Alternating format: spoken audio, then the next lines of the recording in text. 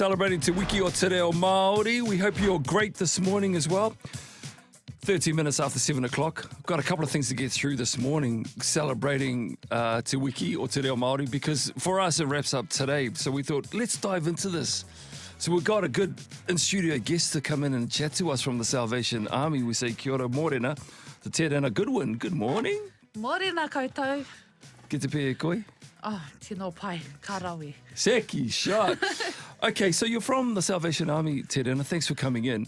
What's your role there? What do I do? I'm a chaplain for the Salvation Army.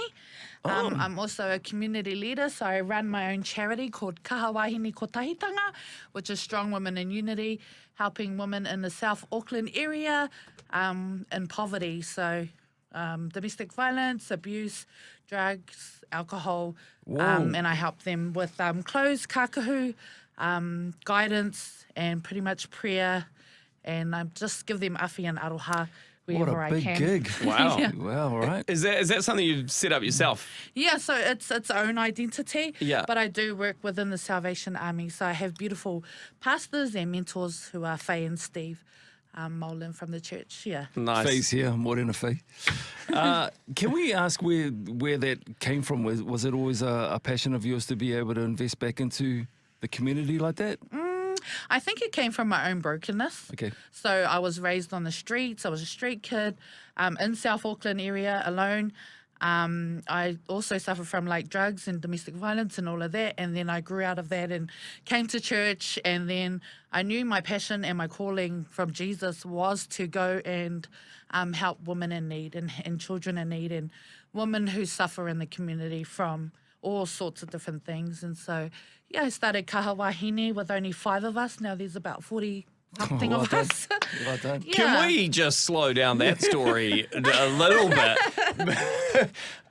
You said you're a street kid. At what age were you living on the streets? 12, 13. Wow. And then I was in and out of like SIFs, it was called back then, but Yeah.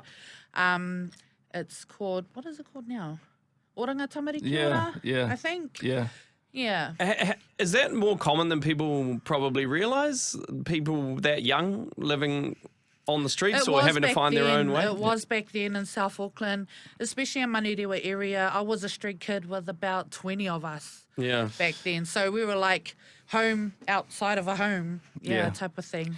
Yeah, not just Manurewa. There's a lot Yes. of Yeah, yeah. suburbs in South Yeah, a Auckland. lot of suburbs. And yeah. then you say you grew out of that and then ended up at the church. That sounds like that was more of a journey there than... Jesus takes you on a long journey. We you know. want to know, so how did you go from being on the streets to I guess, being saved, I guess? I didn't really know Jesus when I was younger, but there was always signs, like people would feed you on the streets and people would pick you up and take you to church. Even though I wasn't connected to God, there were still those little signs. And so I feel like he had been calling me for such a very long time. And then as I got older, I was just like, wow, who is this Jesus person that, or, identity that keeps drawing me in, keeps pulling me in. And even though, you don't listen, kawe taringa whakarongo, you don't listen to Jesus, you still end up being a follower of him. Yeah, especially within your brokenness. I think Jesus calls to us that are broken and he saves us and he cures us and he gives us good health. And that's what he wants for us, our hauora. He wants good health for us. Beautiful. Can you talk to your chaplaincy work? What does that look like? So it's kind of the same thing I do with Kaha Wāhine Kotahitanga, is I go and I have one-on-one kōrero in homes with people who are suffering from like domestic violence. I've taken wahine and their children in because my house is like a safe house as well. I've taken them in after hours. I've looked after them and then shipped them off to like transitional housing or safe places so that they can continue their journey out of that relationship or whatever that looks like. Chaplaincy is also having an open home. My door is always open, so I have visitors come all the time, every day throughout the week, and I don't even know what time. So, yeah. So Got to be ready. You got to be ready, and your door has to be open, and I'm like, don't even knock, just come in now. Did you ever see yourself doing anything like this Never. when you're a kid Never. or when you're... growing up? No, never. Well, I didn't even know I'd be in a church. You Wow. know, I didn't even see myself being in a church and then praising God and then feeling this connection with God, having this relationship. I never saw that ever. And I never grew up with it either. You must, I bet you've seen some really broken people come into your life. Yeah, absolutely. But you've also probably seen on the other side, thanks to the great work that you and your extended family do for these people. Could you talk to some of the great stories that have come out as a result of people coming to you and being wrapped around with your services? Yeah. Oh, sorry to get you emotional. No, on that. yeah, a little bit emotional. So, as I said, I take people in from domestic violence. And as I said before, I've also been in situations where I've been in a domestic violence relationship. And so, taking this wahine in, I won't name her, and her children was such a blessing because she was, you know, addicted to drugs and her partner was addicted to drugs, and she came to my whare, she said, can you pick me up? They were in the middle of this big scrap and I picked them up and her children, I took them home, made them a bed, made them a kai, and now she actually works for the Salvation Army. Yeah. Wow. Yeah. So she got out of that relationship, she moved down the line, she came back and now she works for the Salvation Army. Beautiful. Yeah, yeah. Well, And that's awesome. no one knows who she is too, except for me and Oh. God. That's awesome. That's such a beautiful story. What do you think for you the key thing was in terms of we're just like glancing over your Yeah. story. Like I Yeah, know yeah. obviously there's a lot more to all of this journey in Yeah. your life from we're just getting the top little peaks of things. But was it a certain people that sort of called you into this kind of life, or who saw this like within you that was like, you know, there's something more here? Definitely you can step Salvation into. Army. Salvation Army, I have been with them for about 7 years now, and I started out West Auckland, and I was kind of still addicted and still like in and out of the church. I was still dabbling and things like that, but my pastors were great, and I had never really known real love until they brought me into the church, and they just affed me like they were like my mum and papa, Pauline and Brian Richard. And yeah, they took me in and they just nurtured me and my tamariki for a couple of years, and then they moved, and then they sent me to Faye and Steve. They said, here you go, here she is. And then they kind of helped me with my growth and my mentoring and things like that. And it's just, you know, it's so funny because it's a life that I will never go back to now. Like now that I have this relationship with Jesus, I know that I'm on this puno path, like this tika path that I'm going to follow him until, you know, until I go to him. Yeah. Hey, can you hang around? Because you've it's been great chatting to you, and I think we need to dig a little bit deeper, especially with Te Wiki o Te Reo Māori and how we can sort of integrate Māori language week inside the church. So more from Terena next. Welcome to the show this morning, celebrating Te Wiki o Te Reo Māori. In studio with us this morning is Terena Goodwin from the Salvation Army. We say morena to you again, Terena. We haven't even got to what we were supposed to talk to Terena about. She's got such an interesting and a great story that we think we might need to get you back in to share more about what your story, your background is. But we are celebrating Te Wiki o Te Reo Māori, Māori Language Week. You're involved with the Salvation Army. We just want to know how the two come together, how they blend in your eyes.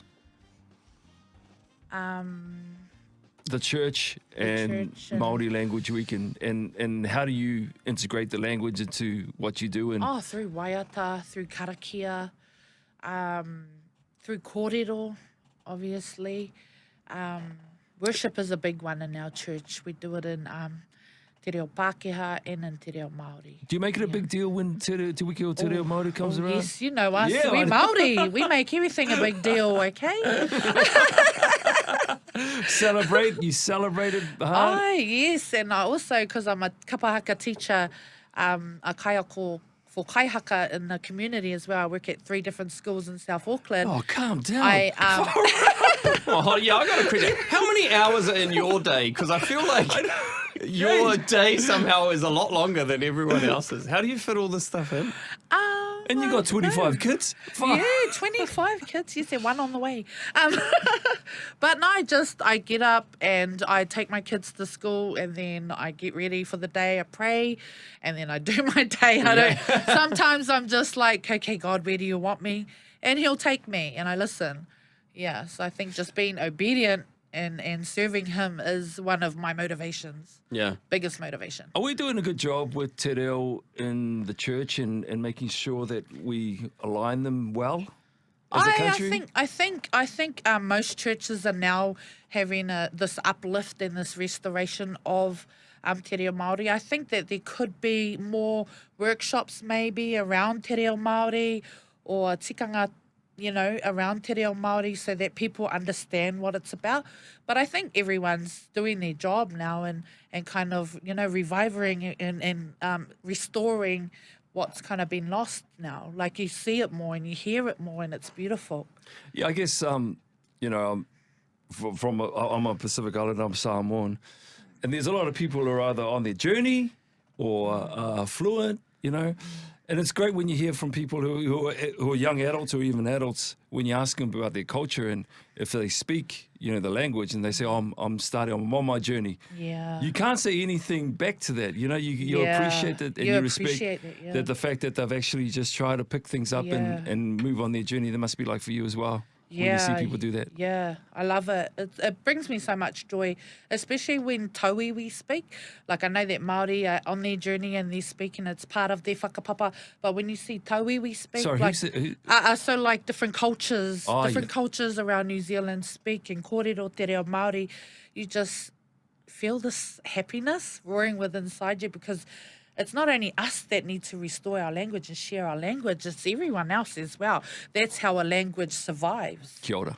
There's I love the and I don't know if there's more than three, but the different tangas, Manaakitanga, Kaitiakitanga and Kotahitanga, which you've used in the name of your group, right? Kotahitanga Unity, aye. Yeah, why is that so important for you, that aspect? Kotahitanga, it's a big thing for me because I feel like when you're on your own, you feel lost and you feel broken and you feel lonely. You feel that loneliness. But when you come together as a community, as a people, as an iwi, like, a whole, you feel restored and replenished. And there's so much around Kotahitanga I can speak on, especially when it comes to like nurturing each other and being there for each other and showing each other aroha and awhi.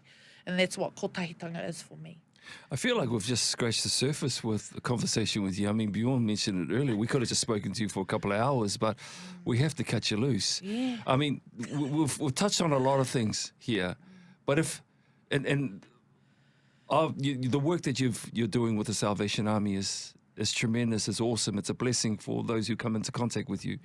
But if there's anything that you want to leave with somebody who's listening right now, Terena, what would it be?